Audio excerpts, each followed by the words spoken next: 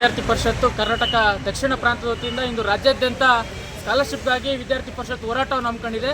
ನಮ್ಮ ಬೇಡಿಕೆಗಳು ಬಂದ್ಬಿಟ್ಟು ವಿದ್ಯಾರ್ಥಿ ಪರಿಷತ್ತಿಂದ ಒಂದು ಸರ್ಕಾರ ಯಾವುದೇ ರೀತಿಯ ಸ್ಕಾಲರ್ಶಿಪ್ಗಳನ್ನು ಕೊಡ್ತಾ ಇರೋದಿಲ್ಲ. ಒಂದು ಸ್ಕಾಲರ್ಶಿಪ್ಪನ್ನು ಒಂದು SC ST ವಿದ್ಯಾರ್ಥಿಗಳಿಗೆ ಒಂದು ಅರ್ಧ ಮೊತ್ತವನ್ನು ಕೊಟ್ಟಂತೆ ಒಂದು OBC ವಿದ್ಯಾರ್ಥಿಗಳಿಗೆ ಯಾವುದೇ ರೀತಿ ಸ್ಕಾಲರ್ಶಿಪ್ಪನ್ನು ಸರ್ಕಾರ ಈಗಾಗಲೇ ಕೊಡ್ತಾ ಇರೋದಿಲ್ಲ.